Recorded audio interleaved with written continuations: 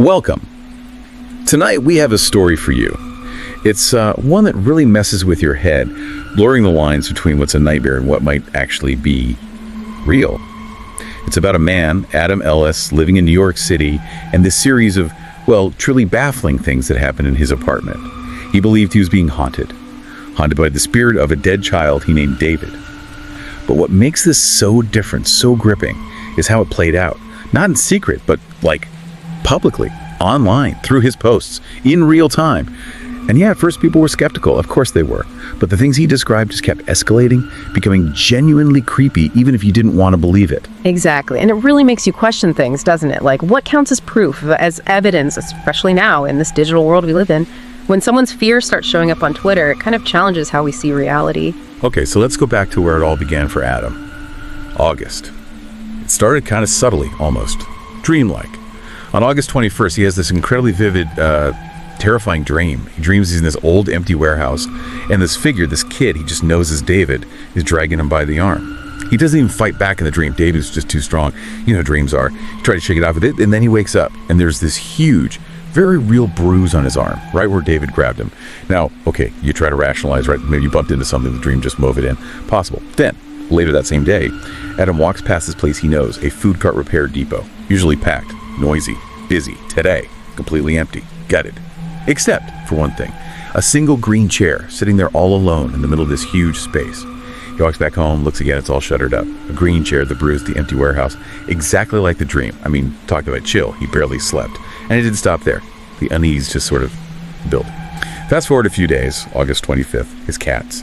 They have this routine, right? Usually, they'd gather by his apartment door around midnight, cry for maybe 15 minutes, then wander off. Normal cat stuff.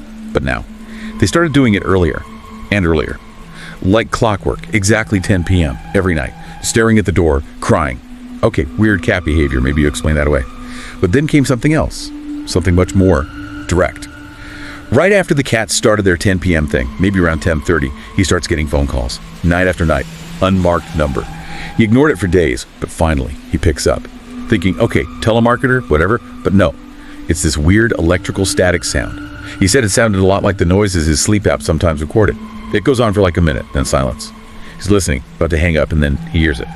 This tiny flat voice, just whispering, hello? Oof. Yeah, not loud, not scary in that way, just flat. Hello? He said it froze his blood. He slammed the phone down, panicked, closed all the curtains, turned on every light, stayed up all night watching TV, too scared to sleep, feeling like he was genuinely losing it. And you see how it starts to pile up, each thing on its own, maybe. Maybe you dismiss it. A bruise, okay. Cats being weird, fine. A strange call, well, maybe. But altogether, back to back, it makes it so much harder to just rationalize everything away. That constant accumulation, it really wears you down. Totally. So by August 28th, Adam's desperate. He moves that green chair, the one from the dream in the warehouse, out of his bedroom, hoping maybe that helps. He's also got this trip to Japan coming up in a few weeks. He's just clinging to this hope, like, if I can just get away, maybe David will lose track of me or something. Before he leaves, he gets one of those Wi-Fi pet cameras, a nanny cam, basically, to check on the cats while he's gone. It runs 24/7, sends alerts for sound and movement. So he decides to test it one night while he's out. His phone buzzes a few times, normal cat stuff. Then around 11 p.m., another alert, motion detected. He checks the feed, nothing. Checks again, still nothing. Then the third time he looks really closely. He sees it, that green chair. It just moves. Subtly, but it definitely moves on its own. And he knew the windows were shut, hadn't opened them all summer. Then, maybe half an hour later, another alert. This time he watches the feed and sees this little turtle shell he had hanging on the wall just fall, lands on the shelf below. Now there was this little blip right after. Adam posted something about a blue chair in the living room disappearing in a clip, then reappearing, but he took that back pretty quickly. He said, nope, my bad, trick of the light. Mistake. And that blue chair moment is interesting, actually, because it shows the tricky nature of this kind of online, real-time storytelling. He corrects himself, which could be seen as honest, or for people already skeptical, it could fuel the idea that maybe things are being staged or misinterpreted. It makes you, the viewer, constantly weigh the evidence. Right. But the strangeness definitely didn't stop there. September rolls around. On the 5th, he's checking the nanny cam footage from the weekend, and he finds two really weird things with one of his cats, Maxwell. Saturday night, while Adam's asleep, the camera shows Maxwell suddenly freak out. He jumps sideways over something visible in the living room. Adam was sure it wasn't a bug or anything. Maxwell usually eats bugs, doesn't jump like that. Then the next night, Sunday, the camera catches Maxwell doing something even odder. For hours, he just sits up on his hind legs like a meerkat, slowly looking around the room, over and over, as if he's watching something move that Adam can't see. Just bizarre. Then, September 11th, Adam's doing his nightly routine. Feed cats, brush teeth, lock the door. He mentioned he's kind of paranoid about his door locks anyway. It looks like someone tried to break in before. Locks all 3 locks meticulously. He's in the kitchen getting cat food and he hears this loud crack. Checks the nanny cam later.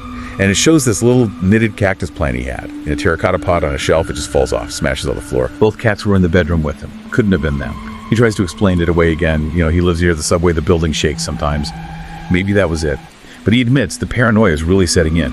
Every creak, every noise is freaking him out. He just needs to get to Japan. Only 2 weeks left. Then September 16th. The nightmares get worse, way more intense than usual. He takes a nap that afternoon and dreams he's in bed, rolls over. And on the pillow next to him is a severed head, bloody spine still attached, snaking down the bed. The head is looking right at him, smiling this huge, awful smile. He screams in the dream, "What happened to you?"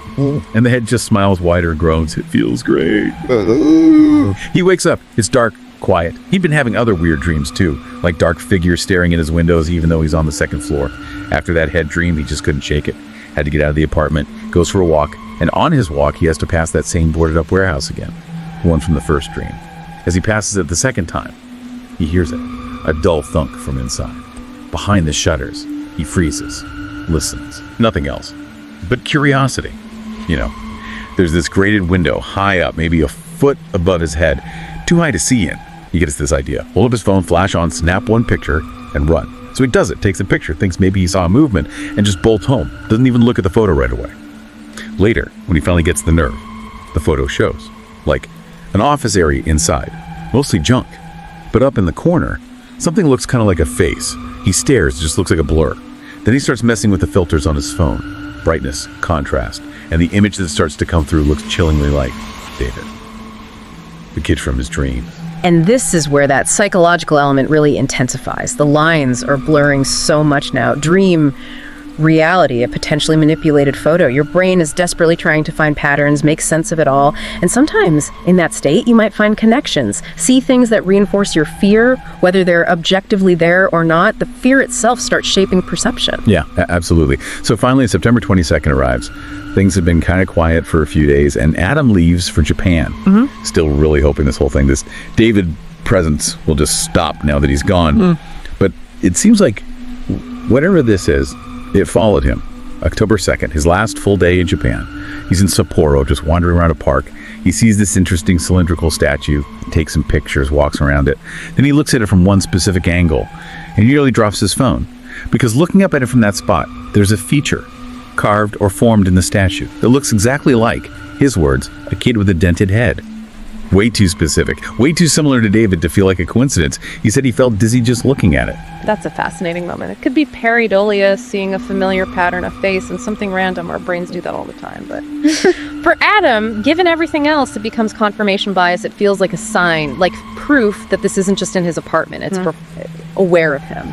It amplifies the fear dramatically. Right. So he gets back home to New York, October 14th. And almost immediately, the weird stuff starts up again, this time electrical things. 2 light bulbs burn out in his hallway in less than a week. Okay, maybe old bulbs. But then, the backlight on his TV, one of those LED strips you plug in, even when the TV was completely off, the backlight just starts flickering on and off by itself. He watches it happen for several minutes, then it just stops, dies completely. And the light strip was only a couple of months old. He couldn't sleep after that, went out to a diner, comes back home later, he's walking past his front door to get changed. And he hears it, faint scratching, from the other side of his locked front door. So quiet, he almost doubts he heard it. He's too scared to look through the peephole directly. So he grabs his phone again, takes a photo through the peephole. The hallway light outside is this dim yellowish green. Snaps a couple of pictures. At first they just look blurry, dark. But he starts messing with them again, zooming in, adjusting the light, and he starts to make things out. Part of a face, an ear, an eye, staring right back at him through the peephole. That was the point, he said, where he realized, okay, I need help. I need to get someone else involved. This isn't stopping. The persistence is really key here. It crosses oceans, apparently. It's seemingly trying to interact through a locked door. It suggests something more than just a residual haunting tied to a place. It feels active. intentional. And the peephole photo, again, it's this desperate attempt to capture something tangible from the terror. So, late October the 26th, he does try to get help. Has a friend come over, someone who knows about cleansing rituals. They do the whole apartment, the hallway outside. Adam had turned down offers from, like, professional mediums, ghost hunting shows. Didn't want it sensationalized by strangers. And for about a week, it seemed to work. Things felt normal. The cat stopped the weird door ritual. The bad dreams stopped. Relief. But it didn't last. The calm gets shattered by two big things happening close together. First, one morning, he's walking to work, passes the boarded-up warehouse again. But this time, all the metal shutters are wide open, sunlight streaming in. The place is still mostly empty inside, except there's a hearse parked near the back wall. A hearse in this warehouse that's been shut tight for months. He has no idea why, tries to just ignore it. Then, that same night, around 11 years old, he's watching TV, and he notices both his cats are by the window again, staring intently out. This window looks onto the roof of the building next door. He glances out, doesn't see anything, figures maybe it's a mouse or something. But then he goes into his kitchen. There's another window in there, also looks out onto that same roof. And he looks out, and he sees someone standing on the roof, staring right at him. His reaction is instant. Ducks down, hits the light switch off, grabs his phone, snaps the picture, dark, blurry. He swears someone was there. Tries to get a better photo, but the figure's gone. He shuts all the blinds, checks the door locks again, and basically drinks himself numb so he won't be scared. He felt like it was David again. Back to square one. It wasn't going away. Which brings us to the climax, November 6th. And this is about 4 months after that very first dream. Adam dreams of David again. And it's almost exactly like the first time. He sees David sitting in a chair across the room, not the green chair this time, but Adam's own recliner, just staring at him. Again, he feels paralyzed, can barely move. But this time, he feels a bit more aware. Like you can squirm a little, move his hands. He knows what happens next in the dream. David gets out of the chair, crawls towards him. He thinks, I have to do something. Document it. He manages somehow to grab his phone off the nightstand. Thinking, okay, if this is it, if David's going to kill me, at least I'll get proof. And he just starts snapping pictures into the dark towards the chair. And just like he knew it would happen, David slides down from the recliner, starts shuffling toward the bed, slowly, like it's hard work for him. Adam's terrified but keeps clicking the phone camera. David limps closer and closer, eyes locked on Adam, then gets right up to the bed, face to face, starts muttering something too quiet to make out. Adam watches David's eyes roll back in his head, all white, and then David starts crawling onto the bed, still murmuring. And that's when Adam wakes up. It's bright daylight, no sign of David, nothing disturbed, it feels. Just like another awful dream. He goes to work, tries to let the stress go, wasn't even planning on writing about this one. Until that night. He's looking through his phone for an old photo, and he finds them. Dozens and dozens of photos in his camera roll, pitch black, all time stamped from when he was having the dream. He said he could maybe explain away almost everything else that had happened, but not this. How were there photos on his phone from inside his dream? He showed the photos online. The final, really chilling part, one of those pitch black photos. When you crank the brightness way, way up, you can clearly see David, the figure from his dream, captured on his phone. There was just no logical explanation he could find. He was understandably freaking out, couldn't sleep. And those final photos, they are the core of the enduring mystery, aren't they? They sit right on that impossible edge where they faked somehow an elaborate hoax, or did something genuinely cross over from that dream state into physical reality, leaving a trace on his device. It leaves you with this really profound question. What happens when your deepest fears, your actual nightmares, seem to manifest physically, when they leave evidence that defies every bit of reason? Adam Ellis' story, the Dear David saga, it really sticks with you. It unfolded in such a modern way, blurring those lines we talked about, coincidence, maybe imagination, maybe something else entirely. It really makes you think, what would you do if you faced that kind of escalating, inexplicable terror? And maybe the final thought is this. In our world, where everything seems documented, does the unexplained become more real just because we capture fragments of it? Or does trying to capture it just deepen the mystery? What does it truly mean when the proof of your nightmare shows up right there on your phone screen? Thank you for joining us as we shared this unsettling story. If you found it as compelling and, honestly, as creepy as we did, please do remember to like, share, and subscribe to Karen Hordox. We'll have more tales for you that make you question everything.